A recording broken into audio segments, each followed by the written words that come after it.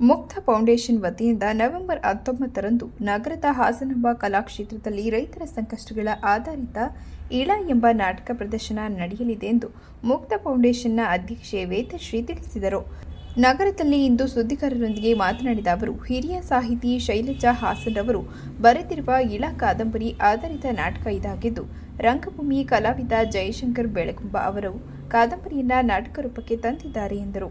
ಸುದ್ದಿಗೋಷ್ಠಿಯಲ್ಲಿ ಸುಧಾ, ಮಂಜುಳಾ, ಅಂಬುಜಾ ಇತರರು ಉಪಸ್ಥಿತರಿದ್ದರು. ನನ್ನ ಹೆಸರು ವೇದಶ್ರೀ ರಾಜ್ ಅಂತ ಹೇಳಿ ಮುಕ್ತಾ ಫೌಂಡೇಶನ್ ನ ಅಧ್ಯಕ್ಷರಾಗಿ ಇದ್ದೀನಿ. ಹಾಗೇನೆ ಇವರು ಶೈಲಜಾ ಹಾಸನ್ ಅಂತ ಹೇಳಿ ಶಿಕ್ಷಕರು ಹಾಗೂ ಮತ್ತೆ ಹಾಸನ ಜಿಲ್ಲೆಯ ಖ್ಯಾತ ಸಾಹಿತಿಗಳು. ಹಾಗೇನೆ ಇವರು ಶ್ರೀಯುತ ಜಯಶಂಕರ್ ಬೆಳಗುಂಬ ಅಂತ ಹೇಳಿ ಇವರು ಕೂಡ ಶಿಕ್ಷಕರು ಹಾಗೂ ಇವರು ರಂಗಕರ್ಮಿಗಳು ಹಾಗೂ ನಿರ್ದೇಶಕರು, ಮುಕ್ತಾ ಫೌಂಡೇಶನ್ ನ ಕಾರ್ಯದರ್ಶಿಗಳು.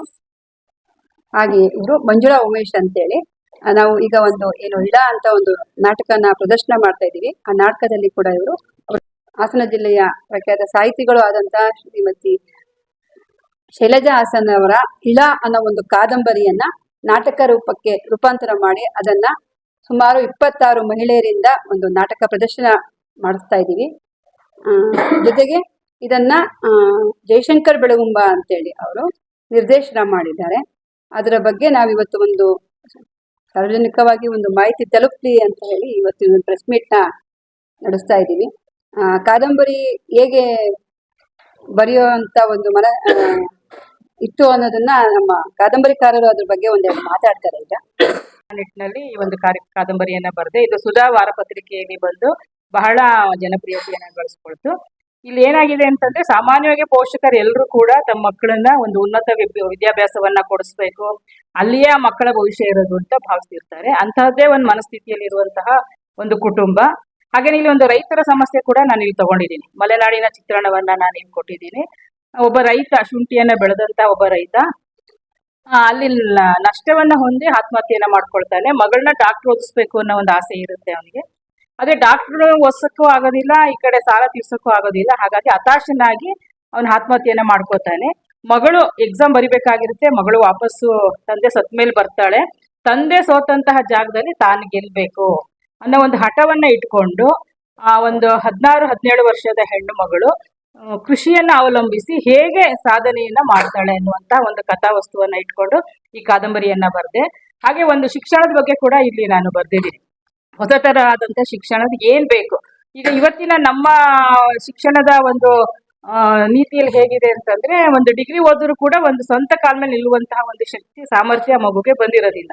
ಹಾಗಾಗಿ ನನ್ನ ಒಂದು ಕಾನ್ಸೆಪ್ಟ್ ಏನಿತ್ತು ಅಂತಂದ್ರೆ, ಒಂದು SLC ಓದಿದ ಮಗು ತನ್ನ ಕಾಲ ಮೇಲೆ ತಾನು ನಿಲ್ಬೇಕು ಅಂದ್ರೆ, ಆ ಮಗುಗೆ ಏನ್ ಬೇಕಾಗಿರುವಂತ ಬೇಸಿಕ್ ಆದಂತಹ ಒಂದು ಸ್ವಂತ ಸಾಮರ್ಥ್ಯದಲ್ಲಿ ನಿಲ್ಲುವಂತಹ ಸ್ವಾವಲಂಬನೆಯನ್ನ ಗಳಿಸುವಂತ ನಿಟ್ಟಿನಲ್ಲಿ ಆ ಮಗುಗೆ ಏನ್ ಶಿಕ್ಷಣ ಬೇಕು, ಓದುವ ಇದರಲ್ಲೇನೆ ವಿದ್ಯಾಭ್ಯಾಸ ಜೊತೆನೆ ಆ ಮಗುಗೆ ಆಸಕ್ತಿ ಇರುವಂತಹ ಬೇರೆ ಬೇರೆ ಉದ್ಯೋಗವನ್ನ ಅವಲಂಬಿಸುವಂತಹ ಒಂದು ಅವಕಾಶಗಳನ್ನ ಕಲ್ಪಿಸ್ಕೊಡ್ಬೇಕು ಅಂತ ಒಂದು ಕಾನ್ಸೆಪ್ಟ್ ಅನ್ನ ಕಾದಂಬರಿಯಲ್ಲಿ ಇಟ್ಕೊಂಡಿದ್ದೀನಿ. ಅದು ಒಂದು ಶಿಕ್ಷಣದ ಬಗ್ಗೆ ಇರುವಂತ ಕಾನ್ಸೆಪ್ಟ್.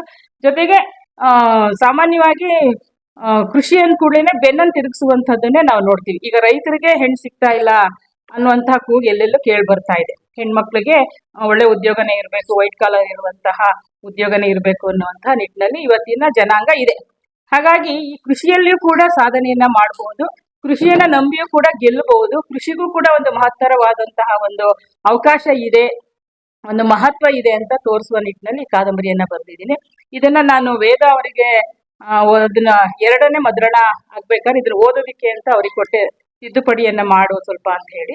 ಆ ನಿಟ್ಟಿನಲ್ಲಿ ಅದನ್ನ ಓದುವಾಗ ಅದರಿಂದ ಪ್ರೇರಿತರಾಗಿ ನಾನು ಈ ಕಾದಂಬರಿಯನ್ನ ನಾಟಕ ಮಾಡ್ಲೇಬೇಕು ಅಕ್ಕ ಅಂತ ಹೇಳ್ಬಿಟ್ಟು ಆಕೆ ಪಣ ತೊಟ್ಟು ಬಹಳ ಶ್ರಮವನ್ನ ಹಾಕಿ ತನ್ನದೇ ಮುಕ್ತ ಫೌಂಡೇಶನ್ ನಲ್ಲಿ ಈ ನಾಟಕವನ್ನ ಹೊರತರೋದಕ್ಕೆ ಸನ್ನದ್ಧಳಾಗಿದ್ದಾಳೆ. ಅದಕ್ಕೆ ಜೊತೆಯಾದವರು ನಮ್ಮ ಜಯಶಂಕರ್ ಅವರು, ಬಹಳ ಪ್ರತಿಭಾವಂತ ರಂಗಕರ್ಮಿಯವರು, ನಿರ್ದೇಶಕರು. ಇವರ ಒಂದು ನಿರ್ದೇಶನದಲ್ಲಿ ಅತ್ಯಂತ ಉತ್ತಮ ಮಟ್ಟದಲ್ಲಿ ನಾಟಕ ಬರ್ತಾ ಇದೆ ಅಂತ ನಾನು ಭಾವಿಸಿದ್ದೀನಿ.